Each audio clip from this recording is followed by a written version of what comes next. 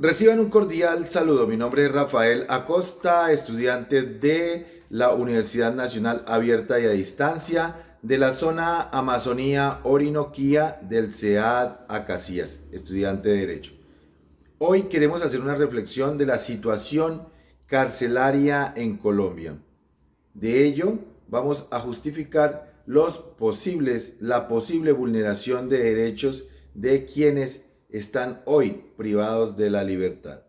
Según informe de la Cruz Roja año 2018, aproximadamente 115.792 personas están privadas de la libertad, presentando un hacinamiento del 365%.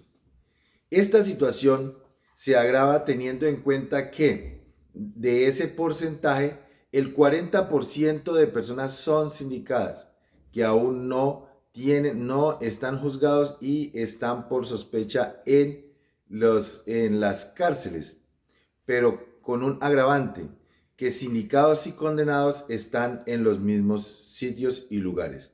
De igual manera, hay que decir que estas personas están en una situación deficiente de atención en su servicio de salud.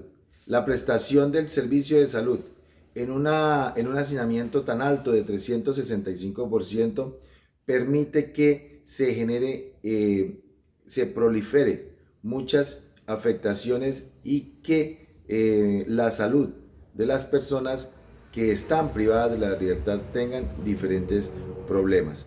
Además de ello, no hay un programa definitivo de resocialización. Los presos, las personas privadas de la libertad, disculpe la expresión, las personas privadas de la libertad no tienen un programa definido para salir de las cárceles a actuar en favor de la sociedad, sino algunos dicen salen con un sentimiento contrario a la convivencia social. No hay una infraestructura la cual hoy la que se tiene es obsoleta. Y lo más complejo es que de cada cupo que crea el Estado para una nueva resocialización, llegan 3 personas que quedan privadas de la libertad. En este orden de ideas, hay que decir que los derechos de los reclusos no son respetados. Primero está el tema del debido proceso. No se hace un debido proceso determinado en el artículo 29 de la Constitución. Bueno, de esto hay que decir que no se respetan los derechos de las personas privadas de la libertad, por cuanto no hay un debido proceso. No están condenados, pero sí están allí resguardados sin poder tener la libertad.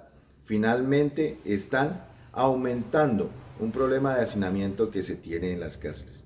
De igual manera, la política criminal estatal pareciera muy blandengue, digámoslo en este aspecto. Y aquí hay que hacer una reflexión. Se dice en diferentes espacios, ser pillo paga.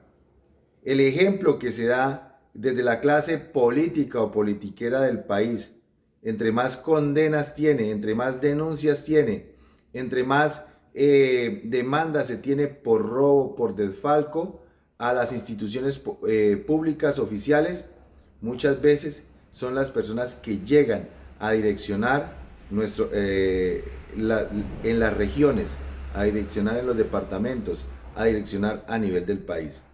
Pero muchos de ellos llegan al Senado, a la Cámara, con un sinnúmero de denuncias y situaciones graves contra el fisco estatal, pero que finalmente pasa de agache y se deja un mal mensaje para la población, para los jóvenes, para los niños.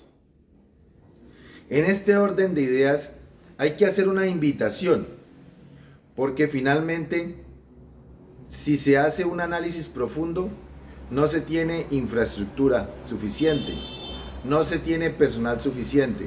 Pero si se consiguiera un presupuesto para infraestructura y personal y ampliar los espacios para tener más personas privadas de la libertad, sencillamente se va a rebosar, porque por cada cupo que crea el Estado llegan 3 nuevos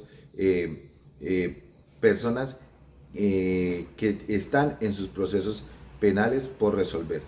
En este orden de ideas hay que hacer un llamado a la oficialidad. Hay que invertir en educación, hay que invertir en prevención, hay que invertir en las universidades, hay que invertir en darle o brindarle la oportunidad a nuestros niños, jóvenes y personas en la sociedad para producir, para generar riqueza, para entrar en el comercio, en la economía, para dinamizar la economía a través de la capacidad productiva que tenemos y que tienen todos los colombianos. De esa forma es el llamado para decir que hay que comenzar a evaluar de manera diferencial cada uno de los casos que se tiene y que de una u otra manera se lleva a la cárcel como una última instancia.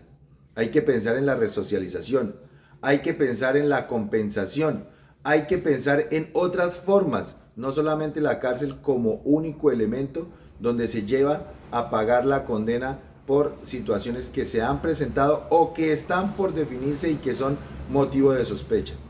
En ese orden de ideas, tenemos que decir que algunas personas y en un buen número vamos a colocar como referencia las mujeres. Las mujeres, muchas de ellas y en un gran porcentaje, están es por delitos de tráfico de estupefacientes. Desafortunadamente son un eslabón muy débil en la sociedad. Mujeres vulnerables, madres cabezas de hogar y muchas otras situaciones que se presentan que por necesidad y sustento, por otras condiciones especiales, se llevan a que estas personas entren a delinquir en estos procesos. Llegan desafortunadamente a la cárcel. Es una persona que efectivamente llegó a la cárcel, pero es una familia destruida. Es una mujer que llega a la cárcel, pero es un hijo que queda vulnerable para las pandillas.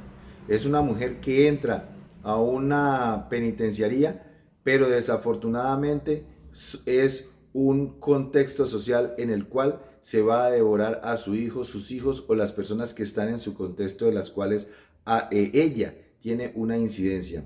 La tarea precisamente es entrar a reflexionar sobre esa política criminal que tiene el Estado, es entrar a revisar los enfoques diferenciales para que a cada preso, para que a cada persona privada de la libertad se estudie su caso y se verifique si efectivamente el estar privado de la libertad es el único camino que tiene para compensar o para resolver o para entrar a darle solución a un conflicto mediante la situación penal que se tiene. Y especialmente revisar la situación de las mujeres cuando son madres cabeza de hogar o cuando son el eje principal en la familia. Hay que revisar posibilidades, no solamente privarlas de la libertad, sino también otras opciones de trabajo social, otras opciones de trabajo colectivo, otras opciones donde ellas puedan demostrar que si bien cometieron una falta, esa falta no la debe llevar a quedarse muchos años en la cárcel, fracturando una familia, fracturando la sociedad. Hoy finalizamos entonces con esto en decir, el hacinamiento, la falta de salubridad, la falta de seguridad de las personas que están en un proceso de sindicados y no condenados, el debido proceso constitucional y tener el tema de la dignidad humana. No es posible tener dignidad humana con un incremento, con un hacinamiento del 365%. Y no es necesario, como decía alguien por ahí, hacer más cárceles y contratar más personal. Lo fundamental es hacer más universidades, construir nuevos colegios, proyectar nuevos espacios donde nuestros muchachos puedan pensar en cómo desarrollar un proyecto de vida que sea fuerte y que no sea vulnerable a las empresas mafiosas que existen en el país, que lo único que hacen es reclutar jóvenes, reclutar mujeres para llevarlas a podrirse, digámoslo así, vulgarmente en las cárceles, mientras ellos se enriquecen a costa de la libertad de hombres y mujeres que hoy están pagando sus condenas por pírricas miserias.